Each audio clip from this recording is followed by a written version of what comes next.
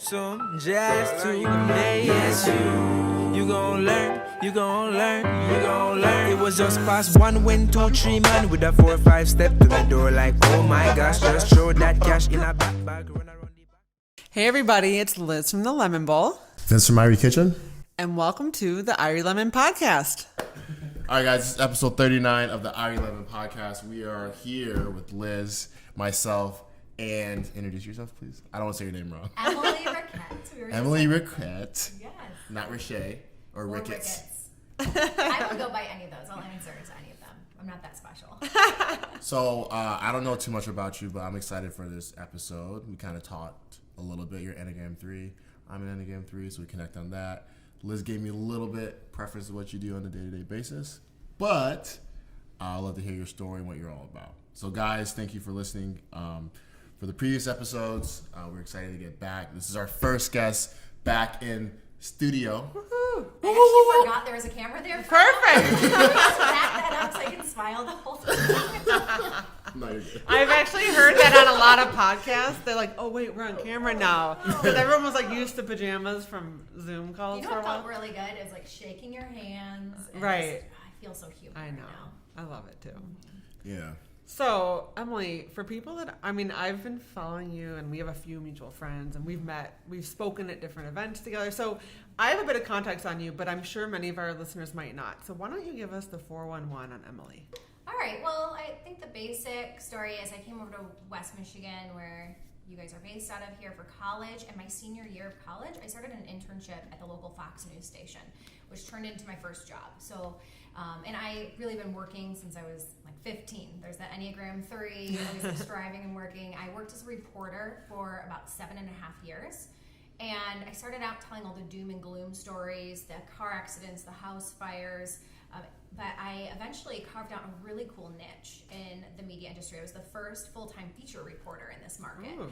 And that meant I could cover all of the new businesses that were opening or cool events and great people doing impactful things. And I told those stories for a few years. And eventually I was just ready for a new challenge. And in the news world, they say you don't move up until you move out. So that means you have to move. You got to get an agent and go to Chicago or go to bigger cities and pick up your life and move every 3 or so years. And I just fell in love with this area. And I knew I wanted more for myself than just my career as a news reporter. So kind of took a leap of faith and started a PR firm, which at the time was really just a back room in my house, some camera gear and a computer. But I launched it. It was called Richett Media back then. And that was about 7.5 years ago. We rebranded a couple of years ago, Happy PR, and grew that just from a one-woman shop to I started the year with 7 people, and we have a beautiful office space in East Town here. But all of that has really changed since COVID, and I feel like I'm in the middle of a reinvention right now. So it's really strange to even be talking about what I do or that part of my life, because it's in transition right now, and I'm okay with it. But it's strange to document it right now. Yeah. Forever living here. No, I think this is a great, I think obviously the whole world's in transition. Everyone I interact with, no one's really in a permanent, this is forever what I'll be doing and nothing's going to change. Everything is, because, so many things still aren't allowed right now. So a lot of what people are doing is just for what we're doing right now. So I think I actually love that we're having you on now during your transition, as opposed to come back when everything's finished and a perfect box with a bow on top. So why don't you tell us, I guess let's just get down and dirty into what really happened back up to March. You're working in your PR firm, you said, predominantly handles hospitality and restaurant clients. So why don't you kind of walk me through what it was really like for you as a business owner? You're also a mom of 2 young girls. So, our worlds got shaken up, and I remember I was on a business trip. My husband's like, well, it's homeschooling starting tomorrow, so you're going to need to fly home right now. I literally booked a one-way trip home. So what happened back in March? What was that like? Yeah. Well, I was probably a little bit on the other end of the spectrum for you, because I was seeing this all go down even in mid-February. I was following a lot of scholarly people on Twitter, a lot of the tech community. They were early to this. And I started posting, I made a Costco run. I thought, I don't keep a prepper pantry, or just even a pantry. I don't really stock stuff. So I shared that on Instagram and lost a lot of followers. It's funny, I saw you apologize in a way for it. I didn't pay as much attention because as a food blogger, my pantry is ready for pandemics at all times. Fun fact. But so I didn't necessarily pay attention to the stock in the pantry. But then I remember you're like, guys, I'm sorry, I was just trying to. You kind of were backpedaling. So what happened? Well, because people were like, it's just the flu. Chill out, Emily. Like you were creating fear. But I wasn't. I was just like, hey guys, worst case, this is just a flu. Awesome. Now I'll have a pantry in my own house to shop from, and it's just good. Why not, stock? Oh that? No, people did just think it was a little much, and I started when I was pumping my gas. I'd start to wear gloves and just take. What I thought was really like we should always probably just wear gloves pumping our gas. I'm not. Maybe. Hadn't even thought about it. No, like I never thought about No, my either. husband pumps my gas, so I was like, good point. oh, wow, okay, flexing Liz. on the podcast. No, so he it's likes like, No, he likes it. Yeah, well, No, you guys, we yes. got the grocery coupons, and he's like Delegation. obsessed with like. I love He that. like loves it. To your point though, like I was watching people how they live life now with the mask and gloves. I'm like, shouldn't we've always been doing that? Yeah. Like you think about how much things you touch in a day. It's kind of dirty. We just You know got what away I'm with saying? a It's like- lot for a long Yes. time. Yeah, and everybody's all kind of like, I got sick in the winter. Like we're touching so much things in a day, 100%. and that's how like it passed. And so like obviously like people are like on different sides of the whole COVID thing, but I'm on the side of like, all right, like is it that bad that we wearing gloves while pumping gas or wearing a mask when you go to certain places or something? Because like honestly, like have you guys been to the gas station? Yeah, It's exactly. probably the dirtiest place Disgusting. on earth. So are our credit So- cards, which we touch, The as things we're that we paying. touch a lot, and I bounce back and forth. Like when I went into Starbucks, I didn't wear my masks. I did a mobile order, and so I go back and forth on a lot of this. But I felt we've lived through good times for so long, and I personally don't know what it's like to live through really bad economic times. And so the worst case, you can just prepare. Let's quit taking for granted that times have always just been so good for us. This was bound to happen. And so it wasn't this one, it was going to happen a few years from now. And I kind of realized, I guess I'm trying to aspire to this minimalist lifestyle or trying to have just some white space in my cupboards. But that is completely because I lived in a time where I didn't have to backstock. And then if you look at some grandparents that have lived through the Depression and stuff, they hold on to everything, make sure they always stock up during sales. But anyway, long story short, so I was not traveling at that time. I started, the good news is I started talking to my team about it a little bit. By late February, they knew that we were probably going to be switching to remote working for a short time. We never really knew that this was going to be forever for us. That was a permanent change we made. But I had always, as a reporter, I covered restaurants, big events, tourism, Experience Grand Rapids, which really focuses on driving tourism and travel to the area, was my first and still longest time client. And when all of this really hit, I lost like 80% of our business and our recurring revenue within a few weeks. So I have a question right there. You point out how you were much more prepared for this. So how did you prepare your business? Obviously, you probably saw that you'd be losing. You probably weren't as surprised. 80%? But I mean, did you do any sort of? I didn't know. So you were more worried about the germs at home and stocking the pantry more so than like. Absolutely. I was more worried. Yeah, because it's personal and everything was impacted. Yeah, I was more worried about can my employees transition to working at home and still be productive? Do they know how to be a self-starter? Because I knew if I'm going to have to be at home or if schools are going to close, I'm going to now have to really be with my girls, so that means less of me. It never really clicked for me that all of my clients' businesses might be forced to close or massively scale back to like a carry-out only type of service. And so we're working with a lot of local restaurants, but a lot of them that are based here but have locations around the country. What was interesting, some of them, whether they're a franchise group or just multi-unit restaurants, all of a sudden as things started to close, this was different depending on what states they were in. And so there was about a month there when things started to close. And I had this team, we transitioned to remote. And all of our clients went into crisis mode. And so all of these systems and processes I worked so hard to create so that people could just win in their role, all of a sudden it all went out the window. And that business needed me 100%. I had to write the crisis communications and oversee. And I can't tell you how many times I kept on base camp like yelling to my team, no more explanation points in your emails. This is not a happy time for these clients. they're laying off 400 people. Yeah, changing the tone of the. You had to change your tone, and they just didn't have. How are you?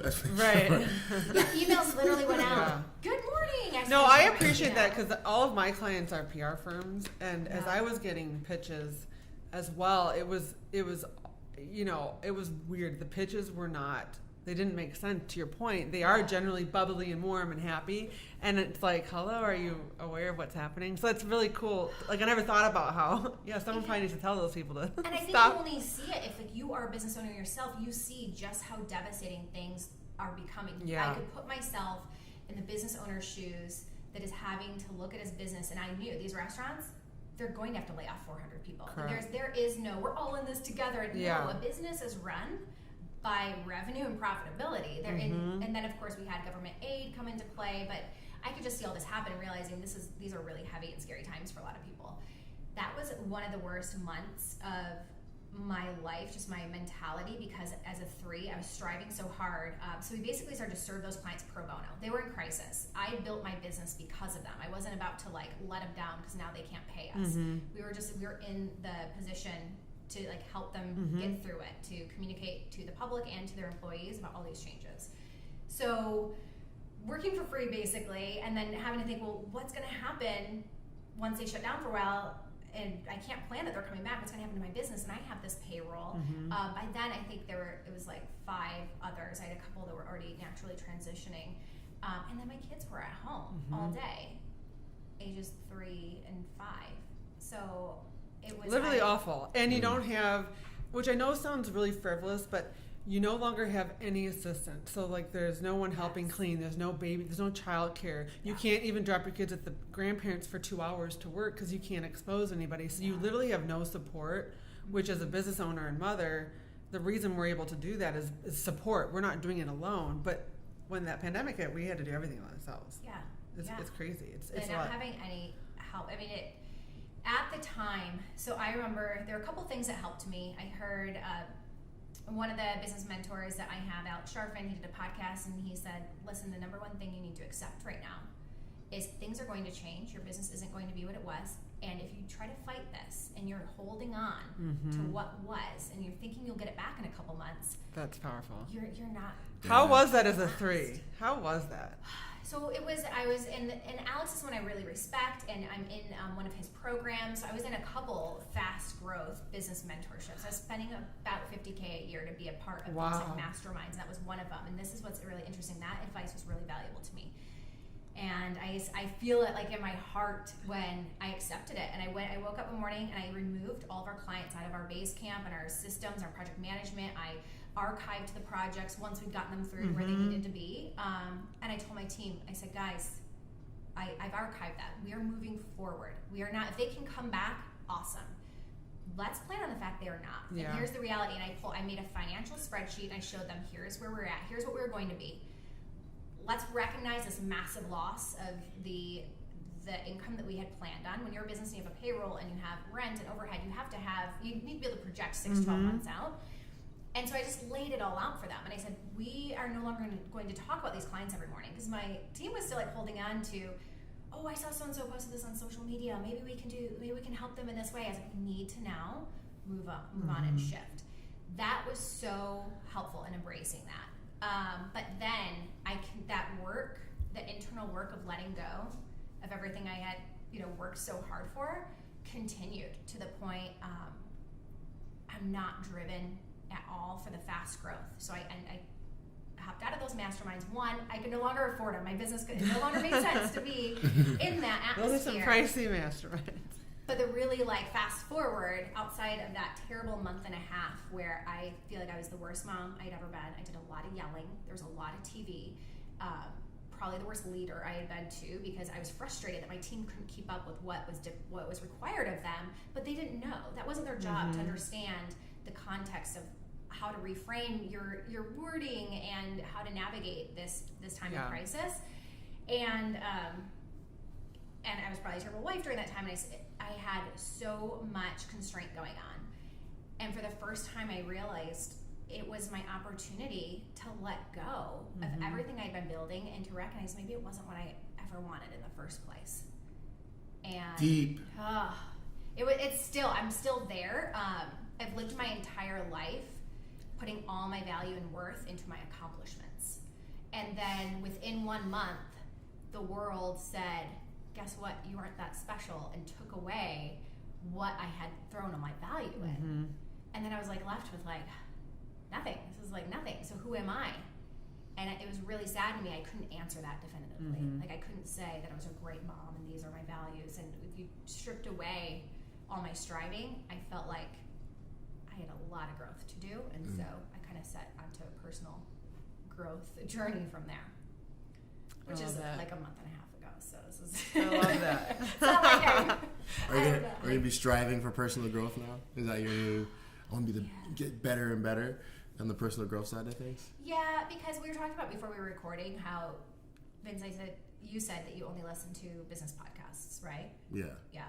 I was the same way. Only I wanted to know how to grow my business. If I could just get to this point, then I'll be able to step back and be a great and present mother. If I can just get my business here with this many employees, it won't need me as much. And then, or maybe I could sell it, and then I'll have the ultimate success of like having built something worthy of someone else wanting to buy it. And it doesn't take a genius to realize what I'm saying. Like to find the big problem in that is I would have just kept moving the bar, and I never was going to find that relief I wanted.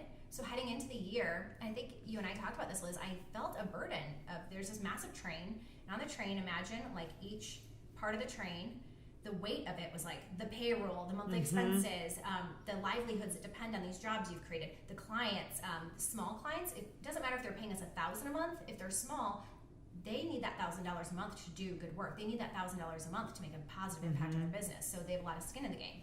The fast growth clients, we were working with a couple of the fastest growing businesses in the world. One was weight loss, one was software. And so they expected a lot out of us, and I was super honored to have them. And then we'd have to like hustle like crazy for them. And so there was all this weight on this train, and once that train is moving at a certain amount of momentum, you can't just say, "Hey, everyone, can you guys all hop off for a couple minutes? Who wants to go do some soul searching and then figure out if this is what she really wants?" There was no way to stop that train, and it took a pandemic. It took I swear, for me, I mean, there's obviously so many terrible things that have happened with the pandemic, and I'm not grateful or happy that lives have been lost, and there's been a ton of economic damage. But it's been such a blessing for me that somehow I just had a few months where I could then figure out what actually matters to me, and then can I rebuild from scratch without anyone judging me, because no one is looking at Emily, Enneagram 3, the achiever, and saying, "Ooh, Emily's business like really faltered." Everyone else is in the same boat. Correct. So it gave me that grace to not be a crazy person who out of the blue just decided to let go of all of her clients and her team and start from scratch. It gave me that opportunity to do it, and I'm so glad somehow in there, and I don't even know what it was that made me realize it, but that I found that, because the first 2 months, I tried to hustle harder. I was like, I can do this. I know I can do this. And in hindsight, I guarantee you I could have still probably hit our goals. I could have rebuilt the business faster and have gotten there. But I think I eventually just kind of quit trying. And then everything started to feel easier. Yeah. And I was like, wait, is this what happens when you quit fighting nature? It actually was just getting easier. I love that. Wow. As a 3, I kind of relate to that. So when COVID hit for me, one thing that made me kind of adjust was just like my friendships and other relationships. I just like realized that I didn't really have anything rooted outside of business. Like all my relationships were like business related. Like when we weren't working together, then you and I didn't have a relationship. I didn't answer your texts, I didn't answer your calls, I didn't talk to you, didn't make time for you, because I'm on that striving, mentality. And it wasn't because like I didn't think you're worth it mentally. I just don't even think about it like that. So like I have a twin sister. I wouldn't even talk to her because subconsciously I'm working. What am I talking to my twin sister about? And so like then you're like, the pandemic hits, everything stops, and then you're like kind of like, God damn, I haven't talked to you in like 3 years about anything other than like, hi, how are you? Okay, I gotta go. Right? And then you're like, oh shit, like what like what's life? And all my like a lot of my friends, like, I don't talk to them about anything. I don't know what's going on other than like business. Same. So it was just like, oh shit, like, friends telling me what happened to this person and what was going on in his life or her life. I'm like, oh my God, like we've been around each other for like 2 years and we've never ever talked about anything like that. We've only talked about what we're gonna do next, what we're doing right now, how can we get better. So as like a 3, I relate to like, having to like reposition and refocus a little bit and play a different game. Well, you had a restaurant, so like I was a service provider to companies like yours that were forced to close. So I do think there's a difference. Well, 80% of my business was impacted. I still, during that time, was able to pivot. Yeah. Now you have a restaurant. There's only so much pivot you can do. Yeah. So how has this been for you? Like during that time, was there ever a moment where you just let go and let be like what was happening and kind of give into it? Or have you been fighting this entire time saying, no, I'm going to figure it out. I'm going to do carry on. I'm going to do this. And I'm going to reopen stronger than I ever was. No, so I like, I accepted, so what, like to your point, I was like knowing this was happening before, and I kind of foresaw like restaurants being hit hard by this. All my other friends were like, shut up, no, nothing's gonna happen. I'm like, dude, we're about to get fucked. You know what I'm saying? Because if this is real, like look at China right now, it's shut down. It's not like no one's going to work. Yeah. Everything else is open. They're fucking inside the house. Yeah. Right? And so so in the beginning I was like debating like, and restaurant business, guys, is like one of the hardest businesses to operate around. Like They're in a good economy. They're in a good economy anyway, right? And so like it's already really tough. So you already naturally have this, fight mode because every day is a fight, basically, no matter what level you are at, successful or not successful, right? So when it hit, like officially, they're like, all right, we're gonna close down restaurants. For the first like 2 weeks, I pivoted. We did delivery. We did like curbside pickup and ordering online. Ordering online, and actually my business for those 2 weeks like took off and we were killing it. And then, as you watch the news, you start getting more information, fear starts creeping in. And instantly in that moment, I was like, I'm not going to put my team at risk for an extra $20. Because that's what we're talking about, right? It's like $20 at a time. Mm-hmm. So if someone's going to get sick for $20 and that's on me, it's not worth it to me. Like, no dollar amount can be worth it for someone getting sick or like, putting themselves in harm's way, right? Mm-hmm. And so at that moment, I made a video and I was like, hey, we're going to close down just because of COVID and we're just going to like wait it all out. A lot of people were like surprised. A lot of people were like, you guys need to stay open. You guys need to make so much more money. But I was like, to me, it wasn't about that. Really quickly, I made that decision of like, I'm not going to make it about me. Because if I kept open, it'd be like my win. Yeah. It wouldn't be about anybody else's win. It's about what did I do during COVID so I can show everybody else. They're like, yeah, I won. Mm-hmm. You know what I'm saying? And so I didn't think it was worth it really quick. And then we reopened 2 weeks ago and it's been busy and I think we made the right call. I think what happened though during the break was me understanding that I may not love the restaurant business as I thought I did. I think I just love winning. So anything I do, I want to be the best at. Yeah. And so now it's like, well... That is a huge revelation, though. Yeah. That you may, like me, you may not have had the space to come to, do you think? Oh, no, there's no way. Because you would have just been too busy. The train was running. Yeah, you were on the train. I work 100 hours a week. I have 2 podcasts. I was going to do like another... I was already like burning myself out. Yeah. There's always something else I was doing. And I think I already was busy. Full. Yeah. So anytime I said an hour gap, filled it up. Mm-hmm. Let's talk about the winning mentality though, because I was the same way, and I think, and you can probably do this too with the Enneagram work. You look back to your childhood and realize it was the programming that has made you feel worth. There's this, so I'm big into the self-development stuff. Have you ever seen Tony Robbins in person? No, that'd be cool though. It's pretty great. There's this thing he does where at the end he has you just like meditation. He makes you put your hands on your heart in that Tony Robbins voice. Mm-hmm. You can actually find it on like Spotify or something, but he gets you to this place where he makes you think of like the happiest moment of your life and relive it, and the second happiest, and like people are getting like tears in their eyes. And then he just talks about like, feel this heart right now. It doesn't matter. You could go do the worst, most evil thing ever, and this heart is going to continue to beat for you. Mm-hmm. This heart started beating for you and giving you life before you ever really existed. Something loved you enough to give you the gift of this heart that beats for you every single day to give you life, and there's nothing you ever have to do to earn that. Mm-hmm. And there's nothing you can do to take it away until your very last day, you know? Yeah.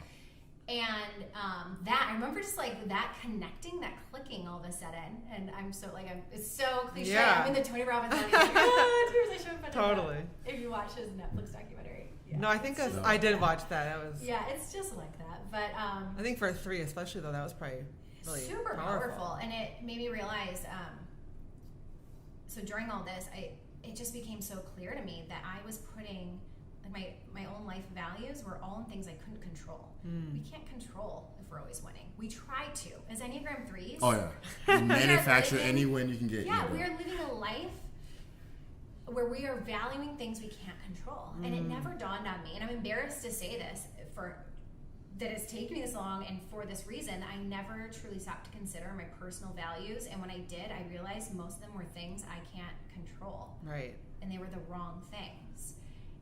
And so I'm still trying to figure out like what are my true personal values of things I can control.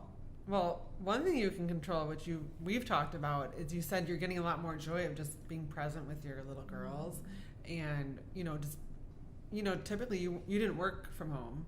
You obviously, they were probably at some sort of, I don't know if they're in school all day or whatever, but now you're obviously home a lot more. And I know you've said that was like a bit of a surprise at how much joy it gave you. I wonder if part of it is there is actually, you can control that. Like in terms of, you can't necessarily control the economy, but you can sit down and be present with your kids. And to your point, you probably never, I know like for me, you never really regret that, being present with them, but maybe it takes sometimes a pandemic to have that happen. What's been your experience with that as a mother? Yeah, when you told me that, you and I were chatting, we've had some good insightful DMs going that hit me pretty hard. I think a lot of mom entrepreneurs and young female entrepreneurs right now are kind of actually being brainwashed. And I was one of them.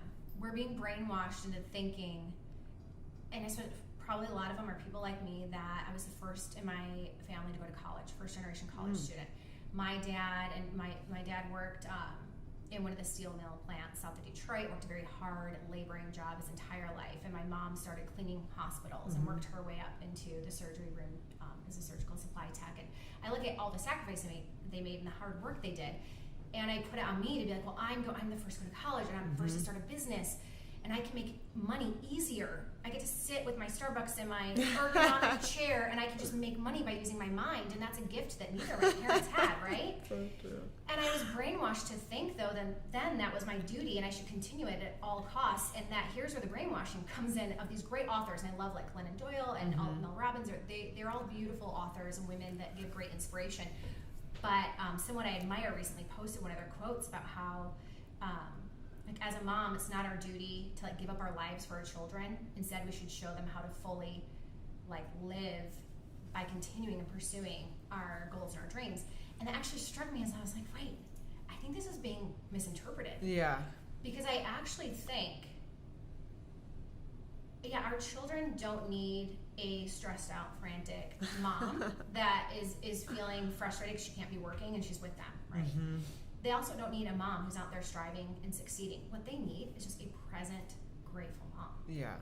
And I was not that, because I was too focused on it's okay, I'm showing my girls that they can work and they can do it all. And if I could get that time back with them, I would. Yeah. Like I'm one of those people I don't regret. I'm not gonna get emotional. Aw. Podcast was. I don't regret like the things that happen in life because they always steer you in the right direction. Yeah. But yeah, if I could have learned the things I did over the last almost 6 years of motherhood, but have been able to be more present with my girls and value that over the striving, the success, I would do that. Well, think about this. Think how young they are. You know how many people I've talked Yeah. to, their kids came home from college and they're like, shoot, I wish this is the best gift I've gotten. Because, they got this extra time. I mean, even your sisters come home more often. Like, I'm sure your parents like having her around more, a lot of people. But yours are so young still. You're never going to go back to how it was regardless. Right. So if anything, how great is it that this happened at such a young age?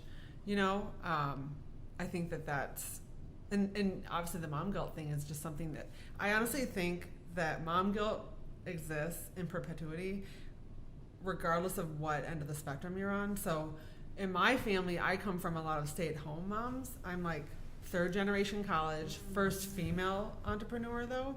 So a lot of entrepreneurs both sides, but all of the women predominantly are these incredible stay-at-home moms. So I never, like, my mom was always home anytime I needed her. I loved that. That's why I was so happy my kids never went to daycare, because daycare was almost like demonized for me. Yeah.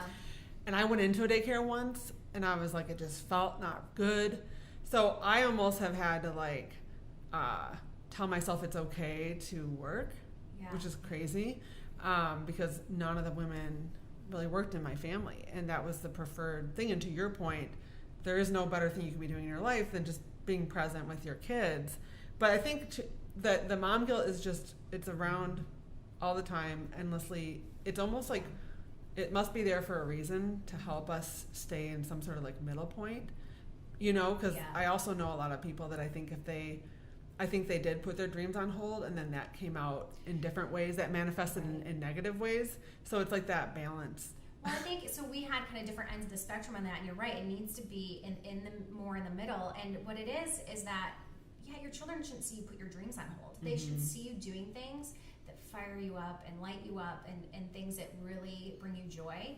And for me, I was fooling myself and saying, well, it's my work. My work does. Yeah. But I think what our duty is as mothers and as young women who want to become mothers is to figure out what truly matters to you. Because if you fool yourself into thinking what truly matters is the winning, then there will never be enough. There is never enough when your goal is just to win. And I had to actually stop and think, financially, what is enough? Right. Because there needs to be, for me, it was like, no, there's never enough. I once had this client, Nicole Walters. She's awesome. I think of her often now. And she was here visiting, and we were sitting down at dinner, and I was telling her, my dad, it was maybe I don't know if it was a few months or maybe a year after my dad and my brother had died, and there was all this stuff going on in my life, and I had a young baby still, and I was just telling her how I couldn't stop. I have to keep that business going though, and eventually she just looked at me. She's like, "But Emily, do you need all that?" And I remember thinking, like, "Nicole, you're smart. Are you crazy? I'm never going to turn down more. Like, what do you mean? Do I need it? Like, yes, I need it. Yeah. I need like 100 times more than this." But what she was getting at is, what do you actually need? Because you need to find out what matters to you in life outside of the winning and outside of things like money and success and things that really you can't control. And this has been proven, because all of that stuff was then just stripped away from me, 80% of it at least. And then I had to realize, well, if everything that is given to me, I read this, it's part Bible and part probably philosophy of stuff I read, but it was something like, we never really lose things, you're just returning them to where they came from. Oh, dang. And everything that's given to us, it's just a loan. It's just, they're people. So when people die, we say, "Oh, I lost this person," and I say that a lot. But it feels better to realize they're being returned. And the money, the success, the business, those are just ours to have while they're here. And if it's taken from us, I had one client filed bankruptcy and owes us a bunch of money, and I'm filling a library of all the paperwork that's being sent, because they're sending all the creditors like all the legal paperwork nonstop, and instead I'm just like, it's okay. I'm gonna just, like, that was a wash. I'm not gonna fight for that. Like, that money, I'm not gonna even fight for it. That was great while it was lasted, and all those clients and all those opportunities, they're being returned. Thank you, God, for the time I had them, and it helped me build as a person and a business. And now I'm on to something else. That's a lot. I feel like I knew this coming into this, and there is a different energy, because you have an actual brick and mortar business that needs you to figure out your way through it. Yeah. Well, first off, it was very insightful to listen to you guys like go back and forth about motherhood and entrepreneurship. And it reminded me of this guy, Jordan Peterson. I've listened to a couple of his videos. He talks about this, and he's a guy though, so you can't really take his word because he doesn't experience it. But he was saying that and not trying to be offensive, he's like, men are more into things and women are more into people. And so career choices and decisions are made typically based off those things. Everything, business and entrepreneurship and striving a lot of times is thing oriented. So a lot of men are able to shut off the brain side of family and being around outside of obligation. Right? The guy will show up when he has to go to the baseball game. or Yeah. but outside of that, like he doesn't have to be there. Like we'll find a way not to be there. No, I relate Because, because I'm like- a type 2, so where you're the type 3 success, mine's all relationships. So that's 100% why I definitely. And so That's so true. men are able to strive, win easier. It's not saying that is like the right thing to do. Yeah, but it makes it's- total sense. And then you see all the time, like the dad wasn't around, he worked all the time. Oh yeah, right? the men in And my it's just family like- that work are like applauded. Oh my god, you're going on another trip. You're awesome. Have a great time. You know, if I go on a trip, it's Yeah, and so like he was saying the differences, and he was saying that double standards. and he was saying like the beautiful thing about women is that like not saying because there's two sides of it. Like there's this, you have to be a stay-at-home mom and make that decision at 18. Basically, you live in West Michigan because you're probably get married by 21, right? Hey, that is a And so- stereotype of West Michigan. I know. I'm just saying like I was 24, all right.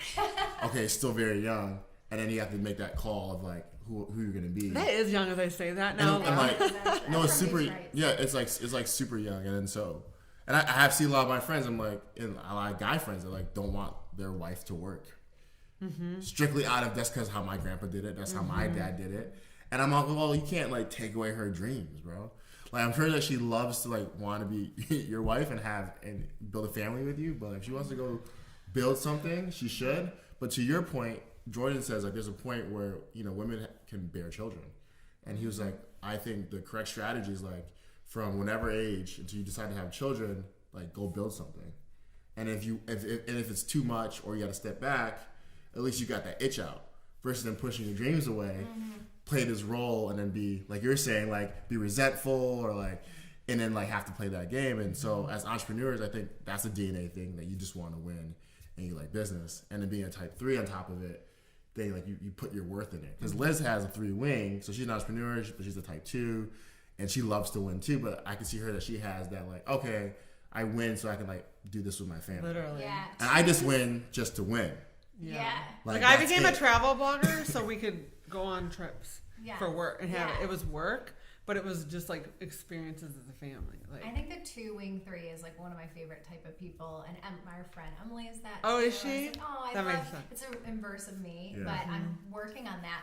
Okay, a couple things you said there. I thought about this because I struggle with if I'm going to take this stance of it's kind of going against the grain of what a lot of people are writing for, in this feminist movement that we see happening. I was like, well, then what's my advice to all this? And that is, I wish I could have doubled down even more before I had kids. Because I think once you have kids, if you know business matters to you and you want to be an entrepreneur, then figure that out and figure out how to make it easy. Because I do believe having children is a responsibility. 100%. And it should be a sacrifice. You should not say, I'm going to go have kids, but I'm building this thing over here and that matters more. And I can have full-time nannies and give them the best of everything. Like I put my children in a very wonderful private school. It does not matter. Right. It's still, they could have benefited more from having a present mom who prioritized them. So I regret that.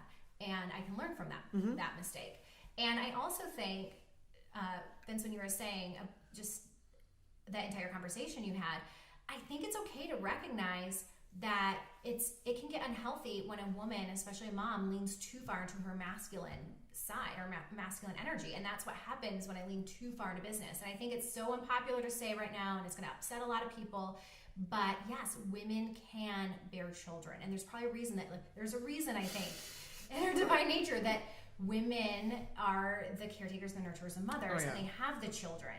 And now, yes, of course, we can also run a business and do great things. It does not mean we have to do them both equally and great and as big. It means you're going to have to choose one to lean into. And there are many times I chose to try to do them both great. And that meant I was way too far into the masculine side of striving, and not recognizing that I needed to prioritize. I don't know. There's a lot. Yeah. So No, there's a lot there. You want to go first? I have 2. Okay. Can I? No, yeah. Because I want to give an example after you go. Okay. Yeah. So there's 2 things that are coming to my mind as you say that. So number one, because obviously I get a ton of DMs from either young women that don't have kids yet or want to, and a lot of people, they're growing these businesses. They haven't had kids yet. Many of them are even just food bloggers, and they're trying to, figure out how kids are going to come into play. And I get so many comments about, juggling it all, quote unquote, just because basically I have kids in a business. It doesn't mean I'm actually doing it perfectly. But the biggest lesson I have learned because I did start my business in 2010. My first child was born in 2011, so they've pretty much been raised with the Lemon Bowl. The biggest thing I've learned is that there are seasons in life. So there were seasons over the last 10 years where I could go heavier on business, and then there were seasons when I dialed it down. And one of the biggest gifts of owning your own business and not having a boss, because my husband has a boss and I don't, so we see very black and white the differences, is that, for example, when a pandemic hits, I can no longer, for example, have photo shoots. I can no longer, do most of I have to homeschool, et cetera, et cetera. I basically had to stop working. And the benefit of that is that it's just a season. It's not forever. The first half of this year was actually the first year both of my kids were in school all day. So I was able to, for example, launch a podcast. So launch a side business. So there's different seasons when you can go heavier in things, and then there's other times you have to dial it down, and everything is a season. Babies are different than toddlers versus when they're in school. So if people are listening, there are seasons in life, and it's not forever. It's all temporary. And so if you do feel, because I'm also that 3 wing, I want to be performing high. Like the pandemic was tough for me because my business was the busiest it's ever been in 10 years, but I couldn't lean into it. I had to basically piece out of it, literally. I was dropping down to posting twice a week. I mean, the thought that at 10 years in, I'm turning it down, when everything's up 800%, you think I didn't want to lean into that? I did. I literally couldn't. So the way I got through it was just reminding myself this is just a season. It's not forever. And luckily I'm not a 3, so I didn't take it as a reflection of my worth or any of that. So that would be my second lesson, is that the biggest thing that I hear both of you talk about a lot, which I have my own awful things, but like the one thing is I've never felt that my business defined my worth. And I think that I hope you've noticed that your worth clearly has nothing to do with your business. Hopefully, I know it might sound weird, or it can be easier for me to say that, but I think that at the end of the day, if you ask the 10 closest people that you spend the most time with to define you and what they think of you and what the best traits are, what value you provide, I really don't think any of them are going to talk about your spreadsheet with your finance numbers and all your clients. No, but they might not have a whole lot to say, because I probably wasn't a very great friend to them over the course of this time. I was so busy striving. And so that's why I was like, Liz, I'm kind of embarrassed to come on your podcast, because I'm going through this just realization of what I was striving for and who I was, and just kind of it just showed me all these flaws and what I missed, and which I'm okay with now, but I just think that is the key. And it's hopefully, if you say you have a lot of Enneagram 3s and your audience will listen. I always kind of thought people were crazy when they questioned me on it, and I thought they just didn't get it because they didn't have the awareness or the ability to win. And I was like, you're just not trying hard. He's not a winner, bro. You're just not a winner. I mean, you get this. I know that you understand this. It's so weird. That's hilarious. So for insight on the 3s, like everything that people, as we feel, maybe you relate to this, they love about you, comes from how you lived your life the whole time. So if you're a striver, you get things done. You ask them what they love about you, like, I love that you're striving. You get things done. I disagree with that. No, that's what they say. That's what they say. They don't determined. Will overcome any obstacle. I need a group to call in. No, I'm 100%. Exactly. So you're like, so it's like, when the people say that, it's like, if I ask Sam right now what he likes about me, he's gonna say like something that leads into me doing what I do day to day, because we go 100%. He gets things done. We don't do anything other than what we're trying to do. So, the scary thing is that it wraps your worth in. And you've seen me. If my restaurant had a bad day, I have a bad day. Oh yeah, it's not a fun. Like phone I'm call. not having a good day. That's not a fun phone call that day. You know what I'm saying? Like, yo, Liz, like all bubbly. What's up? I'm like, Liz, today, not a good day for you to be calling me right now. And so I'm like, oh my god, I'm on some like, I gotta figure this out because like I don't like losing, right? And I was watching the Michael Jordan documentary, and he had that part in his little doc. And he was like, you just never want anything, or you don't like to win, and like it scared me a little bit. Cause I'm like, oh my god, like he's like that. I'm like, and I don't know if you ever lose that, because I think it's ingrained in you first as an entrepreneur, and then you start talking about personality types. Like you're entrepreneur, you just like to win. Totally. At what That's you how do. you became a business person. Yeah, because you're like, well, I'd rather win like this than win like that. right? And then so as a 3, then you like put your worth into it, right? And like the difference between probably LeBron and the Michaels, that Michael's worth was in him winning championships, and LeBron obviously he's not like that. He always says I'm bigger than an athlete. But for Michael Jordan, like I'm the best athlete of all time. Yeah. By my shoes, you know what I'm saying? And that's like kind of like his energy. So one thing I want to add about the feminist movement and women working, like I support that 100%. I come from a strong mom. I have a twin sister. I love to see women work. I love to see women go after their dreams. And I think what was probably going to happen is men also stepping up. So you have a great supportive husband. And I think the reason why you're able to not only ebb and flow, but is that Rich is willing to step up. Oh yeah, he leaned so, the like, F in during, because he has a teaching degree, and I was like, oh, about that teaching degree. Because you could tag in right now. and so, and as Liz and I became friends, like there's a lot of men that I work with. I'm like, you know, one, you're just probably here because you're a guy, but you're not actually good at this position, right? And I think a lot of men feel like they have to be the provider, and so there's that weird pressure on them, even though they probably should be staying at home more, right? Because, like, for example, like my dad's a hard worker, and so is my mom, but I feel like my mom could have produced more income just by her knowledge and what she did, and my dad's better with people, and so he probably should have been a stay-at-home dad, but there's no way. Culturally or society way back from when they, you know, they're both in their 60s. Like, there's no way he's being a stay-at-home dad. That's not gonna happen, right? And so, like, for me, it's like I think You're right. I don't think men have to go straight to stay at home, but like I feel like in this new world, like men have to have a serious conversation with their partner of like they're gonna step up and how they're gonna step up, and to help support your wife if she is an entrepreneur and if she is the breadwinner, if she is like you have to lose ego a little bit, right? Because like if I had a wife and she was out earning me and I was working harder or working this much hours, I'm like, well, maybe I gotta take a step back on this and spend more time with the kids and make sure that's good and be a supportive dad so she can go ahead and do this instead of expecting her to be there for me, the kids, and the business, and then I can do my thing that's come I do like think 6 you're p.m. right, because Rich is super hands-on with the family, you know, does laundry, like does dishes, like things my dad's a doctor, my mom's a stay-at-home mom, much more traditional roles. My dad didn't clean, he didn't cook, none of that. Rich and I definitely are 50-50. I do all the cooking, he does all the dishes. You know, things are very much like that. He does laundry, I put it all away. It's much more half and half. We both work. But there is a difference when you own a company versus working a 9 to 5, and he does work a 9 to 5. Yeah. And he really leans in more. Like when I go on a work trip, everyone's like, who's with your kids? Where are your children? And I'm like, they're with their dad. Or, you know, so I will say that guilt isn't as strong when they're just getting extra time with their dad. They're not being put in, you know, never step foot in a date. They're put in a cage and just walked away. Right. And I'll come back in 2 weeks. Right. But I think you're absolutely right that I think that especially in today's day and age, I think it would be a lot more difficult for me to be married to another entrepreneur, because the reality, and the pandemic's a perfect proof of that. Try to marry an entrepreneur that's also an Enneagram 3. Are you? Okay, I was going to ask what your situation is. Do you think is that part of the struggle? That was a huge, that was a big. Oh yeah, you got 2 competitive people. That's no, yeah. So we've always been our businesses and our striving.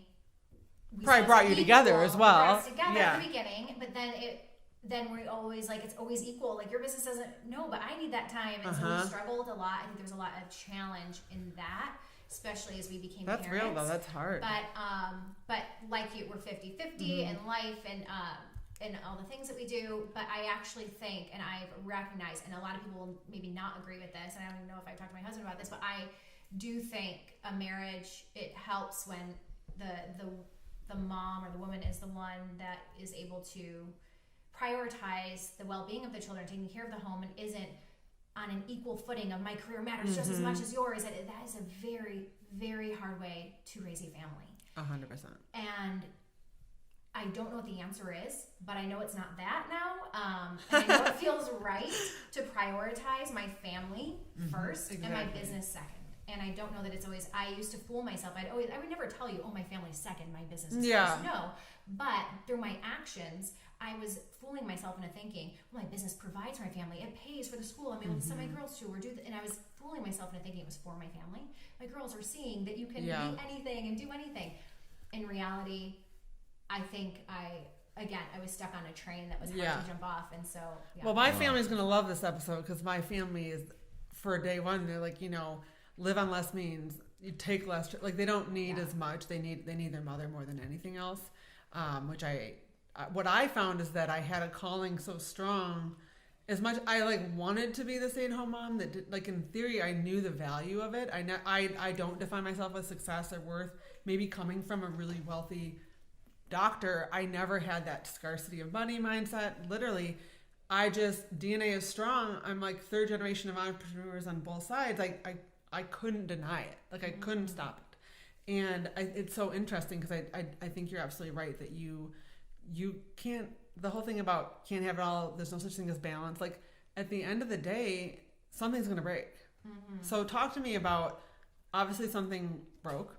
Yeah. So like the whole thing broke. Up, so, but what's great, and we had a whole episode about the silver linings of the pandemic. So Vince and I both as well have had many silver linings. So why don't you talk to us about what you're in transition. We're not at the finished stage yet, but you said that things are very different now. Your priorities have shifted. Yes. And I do want to quick interject. If any of you are listening are new to Enneagram, please listen to our episode E is for Enneagram. It's one of our earlier episodes because I know we talk a lot about you're a 3 and you're a 2. So if that isn't making sense to you, definitely head back to that episode just to provide some insight about that. But yeah, tell us about where you are now and what you learned from the pandemic and where you see maybe yourself going in the future in a different direction. Yeah, well, I think the simple answer is that now I'm taking the time to realize what really matters in my life and what I want, how I want to spend whatever amount of time I have left and reprioritize that. And also I have to really educate myself. I've been reading nonstop and I've kind of gone back to old, like, turn to the Bible or like philosophies that are a couple thousand years old to look for like better answers because we figured something out. Humanity like survived all this way, and I think there's a lot of answers. Go back to some kind of the not very sexy solutions. There's a lot of new books out right now, and the media, which is a totally different podcast for another day. I've built my entire career and my life around the media, and I think that needs a complete revolution in and of itself. And so if you're seeking answers, you're just trying to find the most popular podcasts and stuff. Some of those might be good, but I wasn't finding the answers there. I was finding more striving. Even if it was personal development, it was to just become better so you can say you're better and then leverage that for whatever the next thing is. And so I kind of had to take a step back. And so I've been doing a lot of reading, a lot of work on it, and just trying to determine for me what really matters. And during that time, I've decided, how can I simplify? I used to always say, how can I do more, get more, be more, make more impact, make more money, hire more people, and fooling myself that that's good, I'm making more impact. But really, I think part of it mentally is just it's a scam way to like live your life stuck on that train. And so instead now, every time opportunities are coming or I have a decision to make, like how can I make this easier and how can I do it with less? And so I had to, part of it was because I was forced to. I lost 80% of our recurring revenue. Right. So part of it was literally just forced to at first, and I fought it. But so now my team is down to 2. I have 2 full-time team members and myself. And we may even change how that is and probably lean on more contractors. Business, so the new business, the minute I stopped fighting so hard, it became easier. Like I would literally just get calls or a website form of our ideal type of client that wants to give us a nice amount of money for the thing that we just do so easily. And I was just like little gifts just falling. And I know this sounds so silly. It sounds Oh no, like, we talked about this like yesterday or the day before. We're here for this. It's like when you're not fighting, I think my energy was That's exactly what we talked about. The universe does put out whatever type of vibrations, and I had to just let go and let... Energy matching is real. Yes, and I'm experiencing it, and I'm like mind blown by it, but it's taken me down. Oh, like I said, some people are going to watch this who don't know me or that do, and be like, whoa, Emily, she's really like losing it or something. But actually I'm not. It's the opposite. And it's funny. So the striving's a big deal for me. I've always loved ClickFunnels, still do. They were a client. I've used their software for years. It's just where you have landing pages, really nice way to learn how to like upsell people and to sell, really. It's a good marketing tool. And I adore ClickFunnels. And they do a really cool thing with their software. If you sell $1 million within one of your funnels, they make a big deal out of it. They call it the 2 Comma Club Award. You come to their conference, you walk on stage, you get pictures, they make you, it looks like a rock star plaque, like you won a Grammy, it goes on your wall. So it's like, talk about striving. It's like Enneagram 3. Yeah. And so I ended up winning one last year through one of our funnels, which really, I didn't even win it in the course of a year, but one of our funnels, I like went back and realized, oh my gosh, we can can actually win one of those things. Like we did. That's we so won it. cool. So I submitted for it. And I got to like walk across stage and get the picture of the founders and do the whole thing. And well, the award finally just came last week. And Wow. and I hate to like say this now, but it hit different. it almost like, I'm almost embarrassed. I still had to post it. 'Cause, like Russell, I mean, he's been a great client, friend. I wanted to post and still, they tell you, do a video of your unboxing and stuff. I'm like, it kind of represents everything I don't want to be anymore. I don't want to be the person that is saying like, look what I did, look what I accomplished. I'm almost embarrassed that it was such a priority in my life to just accomplish, and then to have a visual proof of it is like, you know, and it just, it's so different. And all I know is that what I'm doing now, which is just trying to rediscover, really matters for me. And if you strip away the striving and the winning, because we can't count on that. I could get hit by a car tomorrow. I could have a seriously ill family member. I want to be able to, we could have a global pandemic. I was going to say, we could maybe have a pandemic. Crazy thing, we maybe have a pandemic that then means you might need to homeschool your kids. And you know what? I want to be ready for it. I want to be so ready that I don't owe anyone anything, that my business is easy to scale up or down, because it wasn't before. And I want to next time be able to say, girls, I'm here, mama's here, and yeah, I do have this little business going on over here, and I'll be able to hop on some calls. And I think like now our margins are back to like where they were, and things are smaller, but they feel so good. I'm working maybe 10, 15 hours a week. And I'm just like, why did I ever not do it this way? It seems so simple now that I'm on the other side. Yeah. I know are you still a Gary Vee fan? Maybe not. Well, right now, all that stuff is really turning me off, and it's so weird. Well, it's so okay, weird. so I it do turns love me Gary on Vee. because literally yesterday he said, if I can teach you guys one thing, is that most people making $100,000 are a lot happier than people making millions of dollars a year. And I think sometimes Gary gets demonized for the hustle culture, but in reality, he's really pushing happiness and finding work that gives you joy. Now, my business is that because my business is just my life that became popular. So I cook for a living because that's my biggest joy. But I really believe that the amount of happiness that you get after a certain amount of money goes lower and lower and lower. And to your point, like, I think that there's something to be said for the striving.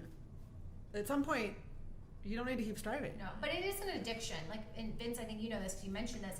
Every time you win, it's like a little dopamine hit, like doo-doo. And that's the easy work. It was easy for me to go to work.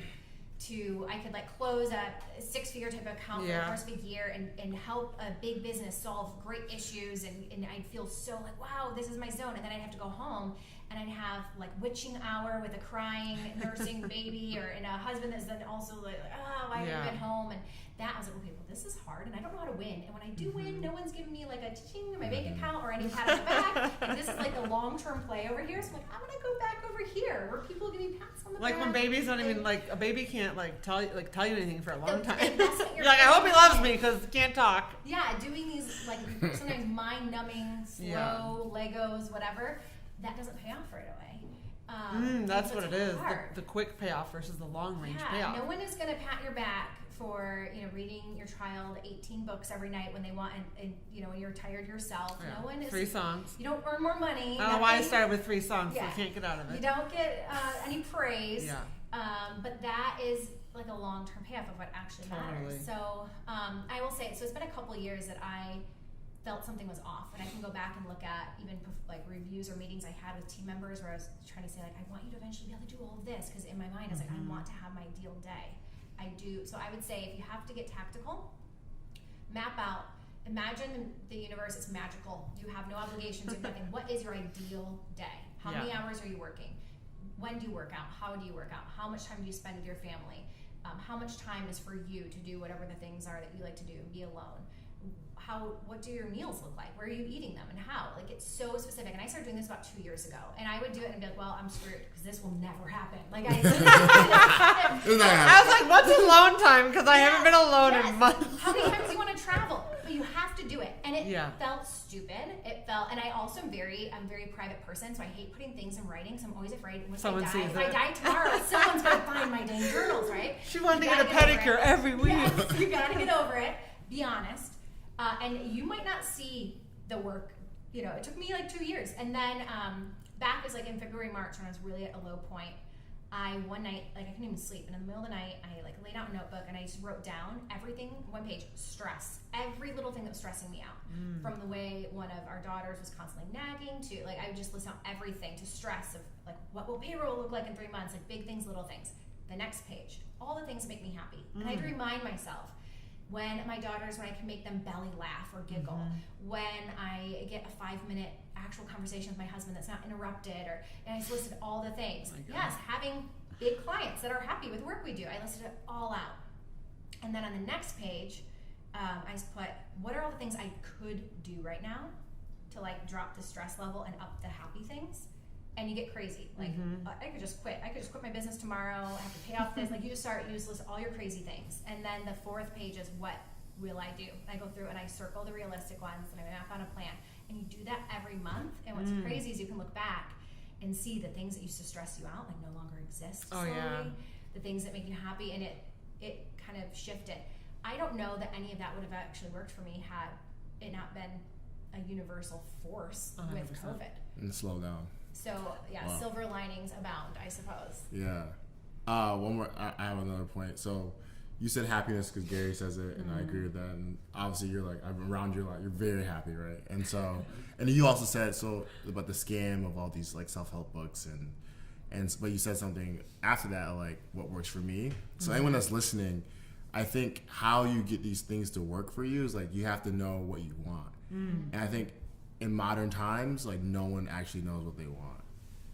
We're just told what you think you're supposed to want, right? And so you think, well, if I'm an entrepreneur, well then this PR company's doing 40 million, so I gotta do 40 million. You know? I was just having like $1 million. No, I'm just saying, I'm just like throwing like crazy numbers out there, right? Because like 40 million is a stupid amount. But I'm just saying that like for people like, you know, we'll like measure up and be like, well, if this is what we consider a success, then this is what I have to get. And then you say you just keep moving the goalposts, right? As you start climbing up levels. And I think with these self-help books, like you want to sell more, then that's a great book for you if you want to sell more. Correct. Yeah. Right? But if you want to sell more because you feel like you need to fill some need, well, now you're using this book, I guess, for like the wrong use a little bit. But we're not going to connect the dots on that, right? Because we're like, for threes, no one is listening, you might connect your worth into like, well, your business is doing. So you're like, I'm not happy, I need to sell more because at $1.5 million, I'll be way happier. So then you're going to get that book to get you to $1.5 million.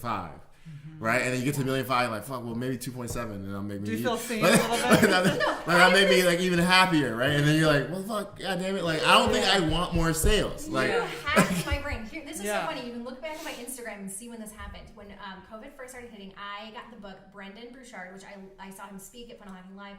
He's awesome, super inspirational guy, and he has a book called High Performance Habits. So if you are Enneagram 3, it's like ding, ding, ding, ding, ding, like it is the book for you. So I bought that book, and I got it right when quarantine started. And there's pictures of me like reading it by the fireplace and stuff, because I was like, look at me, I'm up in my game. I'm just getting more efficient working at home. I was just trying to like, you know, be the best. Well, in High Performance Habits, one of the first chapters that you have to read about is clarity. And that chapter, what I read about that chapter in clarity, it actually, like what it did is I was like, oh shit. We did that workshop. We did a worksheet too. I actually don't know what I want. I don't have clarity. So I did some of these little exercises. I did clarity, those. And then you know what I did? I've shut his book and I put away because I'm like, I'm good, Brendan. All you need is clarity. You actually need nothing. No, that's what we did. We just did the clarity part. You just need clarity, and then you do not need any more tips or tools or techniques. Once you have clarity, everything else will fall into place. I agree with that. And so I was like, thanks, Brendan. You only need to write one chapter of your book. Yeah. Exactly. No, we can link to that too, because I remember we did that clarity. I actually thought it was really useful. It is, but then I was like, I don't need, that's good. I don't want to be a high performer then. I just needed the clarity, and the rest is I think that's a good lesson with any sort of, whether it's self-help, self-growth, business. You don't feel like, and maybe this is a 3 perfectionist thing, I could see our type 1s, pick and choose the parts that help you and abandon the rest. Don't think that if you don't commit to the whole book or the whole lesson or the guide that it's not valuable. Because Gary Vee is a perfect example. I pick and choose the items he talks about that value, that benefit me. I think that that's okay to kind of make a potluck of what's helpful for you. You know, certain pieces of every sort of book. You know, you don't need to necessarily do the whole book, follow that by like a Bible. Like take what's helpful for you and abandon the rest. I think I think a lot of people just struggle with clarity. I just think a lot of people just don't know because they're on this. Why do you think that is? I think there's a lot of reasons that I observed. I just think our society in America, at least, is like a conveyor belt, and so everything is on a system, a process to be the most efficient and the most like high producing. Yeah. So when you're born as a kid, you're like used to being a part of a system, and you're told that this is what a good citizen is, and this is what a good student is, and this is what a good husband is, and this is what a good wife is, and like you're already primed up before you're even really conscious of what you're supposed to be doing.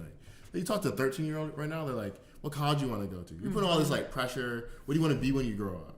Because in 7 years they're an adult, and now they make all these decisions. Yeah. So you think about how fast we go from zero to adulthood. You're on this conveyor belt. So I think that's why a lot of people in America at least have that.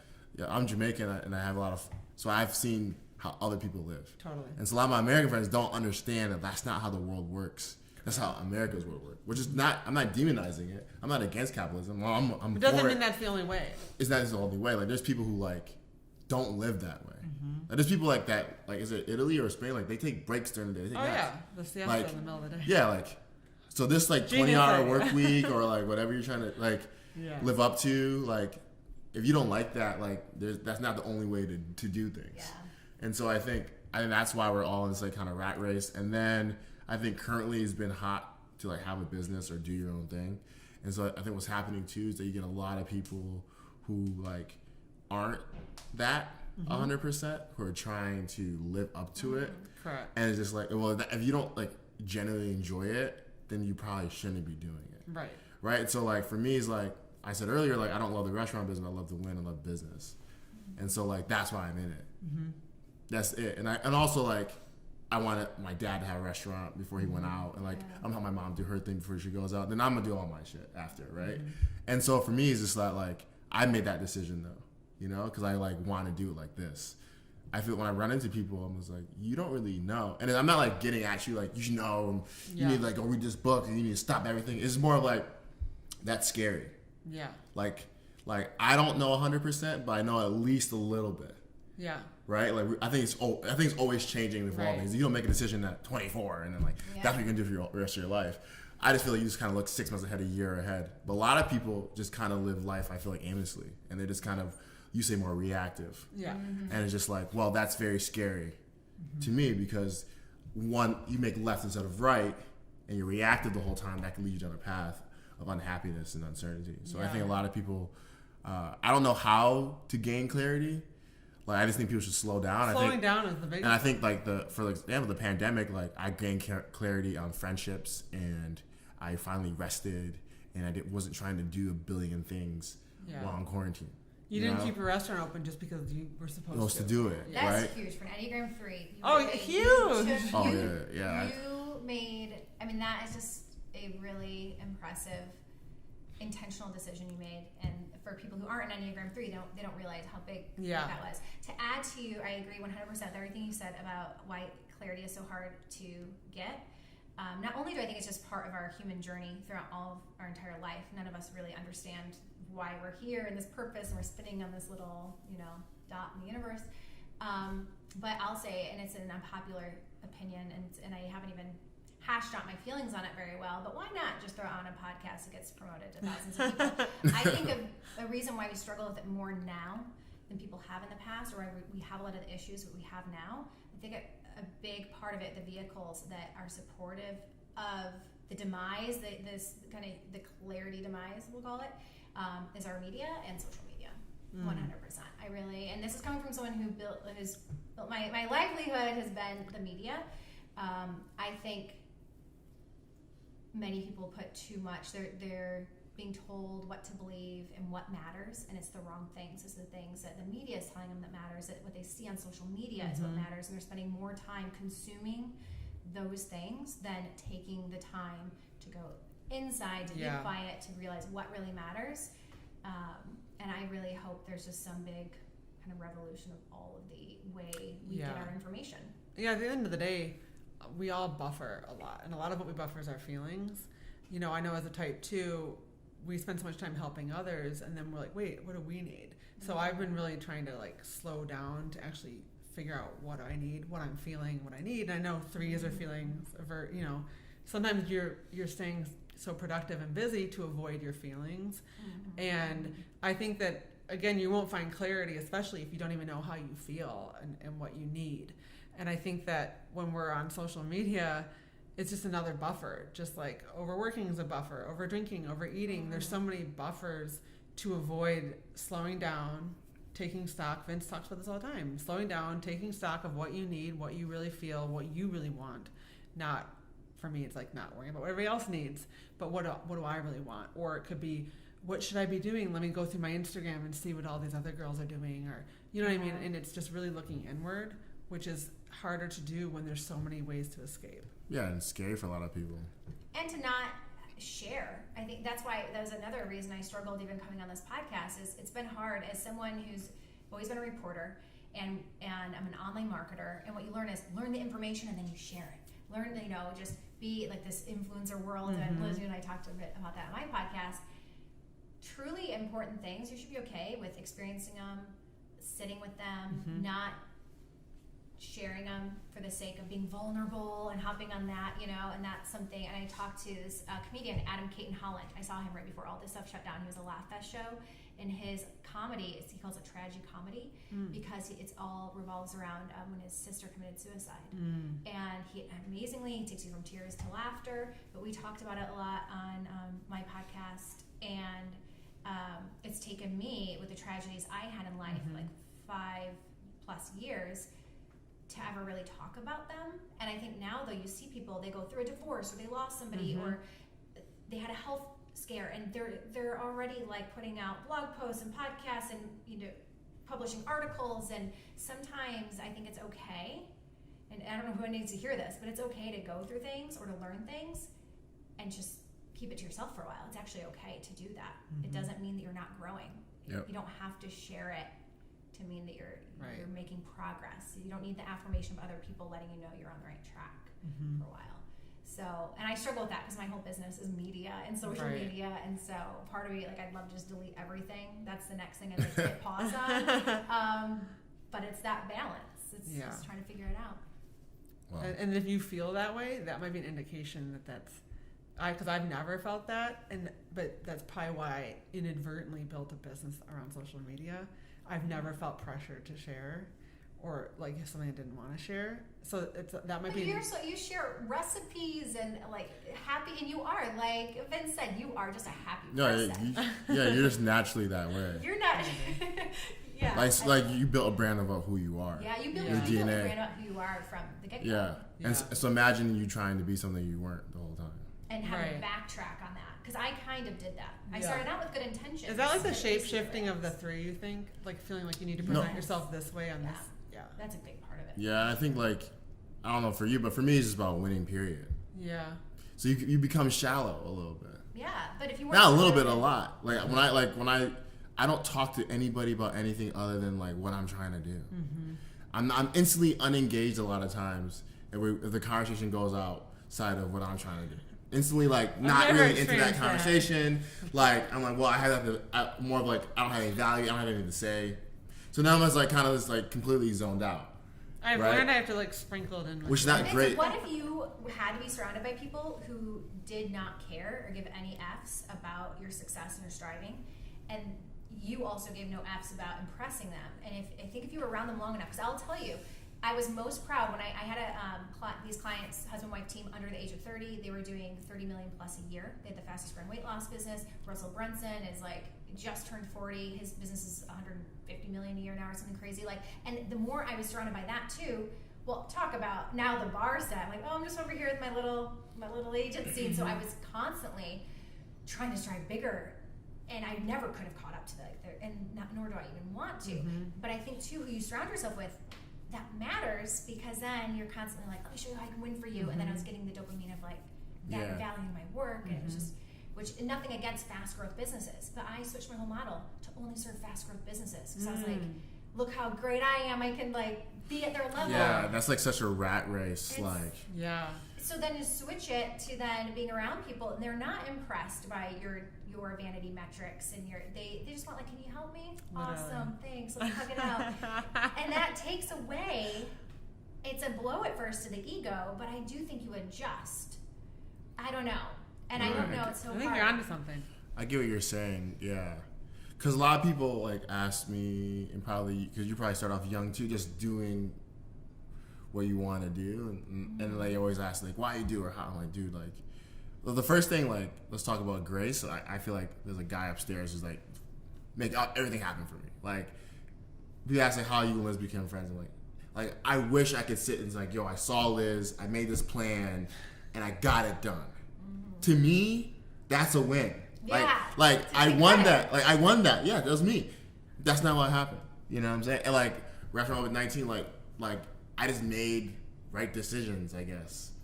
You know, but it wasn't as like planned or as manufactured. But like I do believe in higher. But like in the sprints, I go hard. I go 110%. So during the breaks when no one's paying attention, I put the work in. You know what I'm saying? And that's where I guess I like the process side of it. I like building up to the bigger win. And that I'll take 100% credit for, you know, all day long. But at the same time, you said you just got to let go. I think that's great advice. Like, I don't try to control too much big picture what's happening on my day-to-day. I just try to control my day-to-day. Yeah. As much as I possibly can, what I'm currently doing, right? And the great thing about the pandemic, it helped me kind of get off this rat race, right? Because I was on it, and I was like, well, like I don't really care about restaurant business like that. Like I like food, I like to eat, but now I'm like involved and I want to be the best. Like you ask Liz, I'm gonna fucking beat everybody. I don't have the best restaurant around. And it's like it's only for that reason. Yeah. It's not because like of anything else. And so like once that pandemic happened, it gave me like a zoom out. I'm like, okay, let me kind of take my big picture energy and like let me add it to my day to day as much. Like let me not worry about where I'm at today, comparing and measuring up and like what's the score at, right? Because even when I played sports as a kid, I was like always looking at the score, like what I gotta do to make sure we win by the end of the game, right? Like what I gotta do, right? And so it's a positive negative. It's great in business. It's great when you want to win. At the same time, like you make everything kind of gamified. You make everything kind of like short-sighted, and it's just like you get stuck in this rat race. So yeah, for anyone listening, if you're like that, don't be afraid to slow down, take a big picture, and I'm not demonizing winning because I'm gonna go for it still. Like, I'm looking at the camera right now. I'm not fucking stopping. You know what I'm saying? You're coming back, but like circling back to that one day. We need to clip. Like, You're gonna be a little like. My hope is that you're gonna feel a little embarrassed. You're like, oh damn, Emily, you were right. You were right. I was stuck on that train. I'm trying to find a quote here. I need to end with for you guys. Yeah. No, that's so interesting because it is interesting how I don't relate to a lot of those things, even though we're all here at this table very success driven and ambitious and hardworking. I've never I struggle with my own different things, but I've never had that. For example, as a food blogger, as a healthy food blogger, I will never be the biggest blogger because baking bloggers, more people are baking breads and brownies and cookies and casseroles than Vietnamese pho or a Lebanese salad. So I just knew from day one, it's almost like I counted myself in a way out of like being the best from day one. And I was just so damn thrilled that I could cook for a living from home without my kids going to daycare that I did not ever have any sort of expectations of literally winning. Like I'm winning right now because my website's making money without me working.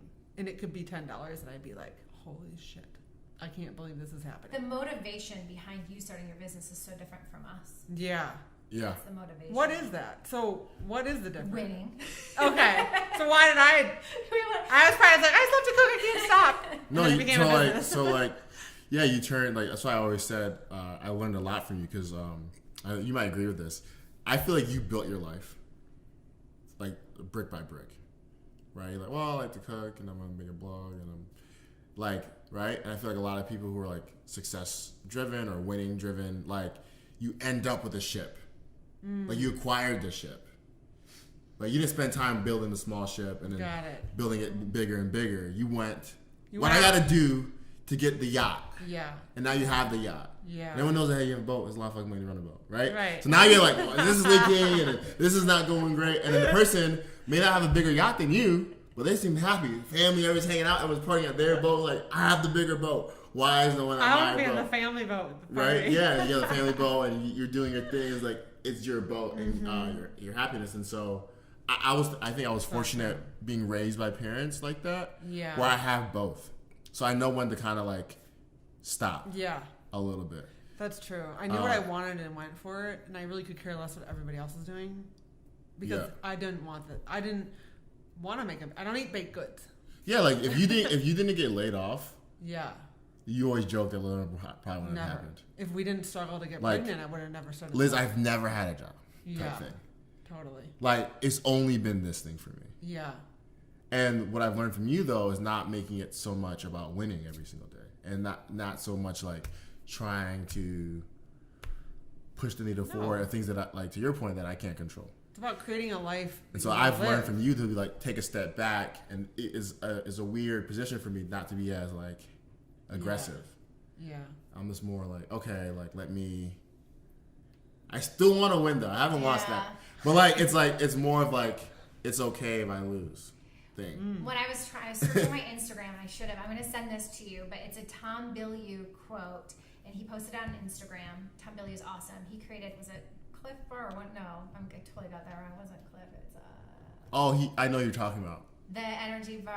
Quest. It was Quest, a Quest and Quest sold bar. it for like $1 billion or something. He has an awesome story. He's a really great speaker, and I was listening to his Spotify stuff. It's like a meditation, basically. He's awesome. But he posted something that also hit me early on and helped shake me from my current like fighting to keep things as they were. But he basically posted, he says it so beautifully, but it's basically like when this is all said and done, we're going to, take everything that happens to us in life less personally. We're not going to celebrate our highs and pat ourselves on the back as much for our highs, and we're not going to take the lows as personal failure either. And then we're going to recognize that the highs and the lows, that is the journey. That is life. We're not aiming toward a destination. It's here's what's happening to me now. Here's how I'm reacting to it, because we can't control what really happens to us. It's just how we react to it. And what he says it's really impactful. So I will send that to you. Yeah, because I think like even from me knowing you through all of this, watching you handle and navigate this pandemic, which did impact you very differently than me and much more challenging. I don't have a brick and mortar. I don't have a big company and full-time employees. And my business got busier, not less busy. And to me, I'm more impressed with you by what you've done in the last few months. So in my mind, you're even much more accomplished, successful, great at what you do, a winner because of this, as opposed to me. No offense, I really wasn't as impressed when you were winning all the time easily. Now I'm really impressed because you're winning during a pandemic. Thanks, Liz. You really know how to like give some good talk to Enneagram 3 over here. No, don't let me.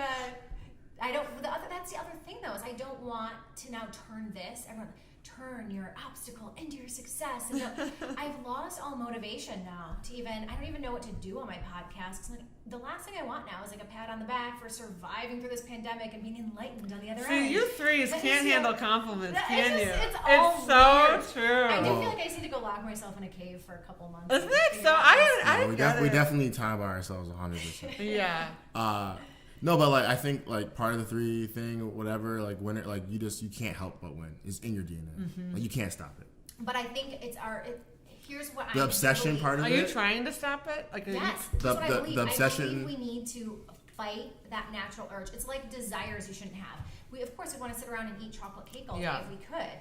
But you tell yourself there's certain things you have to do, and you have to fight a natural urge. And I think that natural urge to win, if we're not careful, it's so we can hide from other harder, more painful parts of 100%. life that we need to expose ourselves to, and we need to not hide from it. And for me, it was raising children and taking my role in life as a mom, because I'm going to say, and this is unpopular, you don't become a mom so you can still just stay on that fast speed train doing whatever the heck it is you wanted to do in life. The minute you become a mom, you chose to change your life and take responsibility and sacrifice to now make these little children and future adult humans your priority. And if you aren't making significant change in that, well, then that isn't right. We live in a world that makes it easy to say, I'm successful, I'm going to have children because that's fun, and of course I want to have children, but nothing about my lifestyle has to change, so this is good. Right. That shouldn't be the case, and we shouldn't, keep striving to win if we're ignoring those other things. Well, I have a question for you, because I feel like, so I agree with everything you're saying, and I do think that we just win naturally. Like, I don't think it's like breathing. So how you're breathing right now? You're not controlling that? I think it just fucking happens. Like, I think like there's like the I want to win part, which is like, I agree with you. Like, we got to like lose that, because that's just toxic. Yes. Like, that's toxic. Like, you just win anyway. So like, you're pivoting now to be an amazing mom. You're going to win at that. Thank you. You know what I'm saying? So like, you can't like, you're forever, you can't demonize it or stop it. Like, you're forever are going to, right? But I think not making it about you being a best is what I agree with you. Like, you can't make it being the best restaurant ever. It's like when you decide to close your restaurant, you could have said, I'm going to win. You decide to close your restaurant. Guess what happens? You're still winning. You're winning. And you quit the hard work of it. Exactly. And I finally gave up, and I'm winning it now. I'm happy. I'm happier than I was before. Yep. So maybe you're right. Maybe we do. We should just stop trying to win. Stop trying to win, because you just win. Literally, your clients just started coming to you. Make this about us. I love it. Forever and always. Forever and always. Forever and always. It's your DNA. It's like part of who you are. And I tell Liz, like, don't, like, she beats herself up about certain things. Like, don't do that. Like, I don't like people that do that. Like, it's just like too much. Because the world will tell you everything you're not every single day. Yeah. Every single day, what you're not, what you should be, what you could be.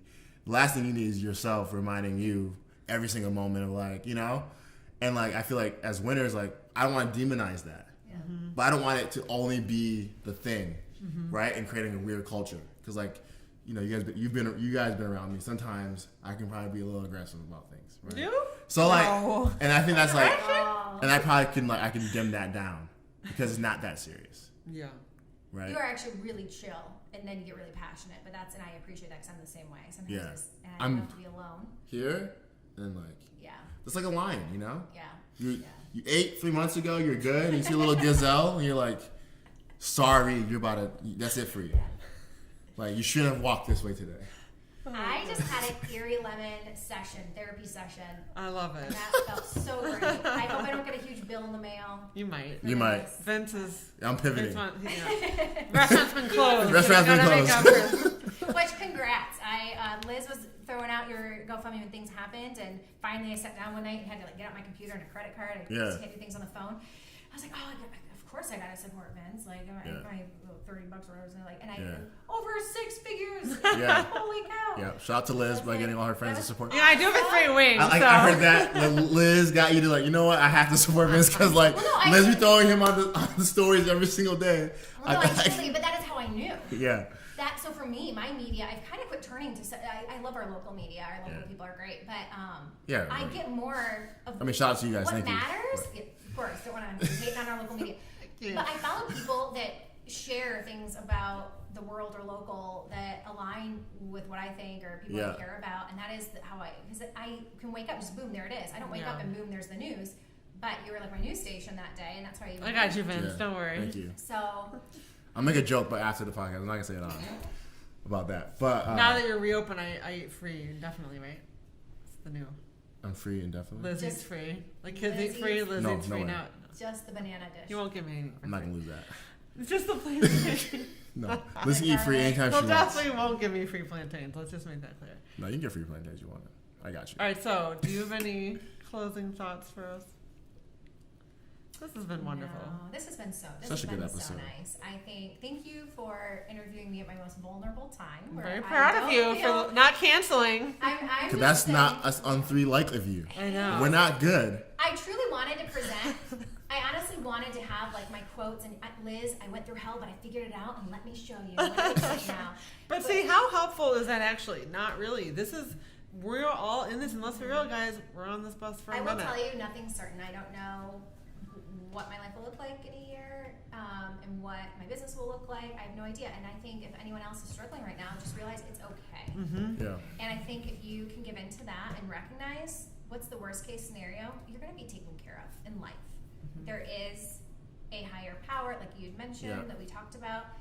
the worst case scenario is like your needs are going to be met, and you're probably going to get the time to get that clarity and start seeking that out, less of, you know, how am I going to rebuild my business and get my 80% back. Yeah. You know, I had my moment. I kind of did like I should like light a candle, like goodbye revenue and clients and things I strive for. And it's none of it really matters though at the end of the day. So and I know we're gonna look back at this year 5 years later, and honestly, we're gonna miss it. We're gonna be so grateful for it. I just have zero doubt of that. Yes. Yeah. So, all right. Well, thank you so much, Emily. Appreciate it. You guys, if you're tuning in, please, this episode, I know you have a friend that would love to hear it. So text this episode to your bestie, send it along. If you're listening on Insta Stories, please tag us. I just feel like this is an episode that a lot of people need to hear This now. needs to be the most shared episode. Yeah. Share it with the winners in your life. Share it with the winners. If you know a type 3, they need to listen. It's pure winners. Literally. And winner just wins. And thank you guys so much for all of your 5-star reviews. We really appreciate them. That helps us get this podcast to more people. So hope you're all doing well, and we'll talk to you soon.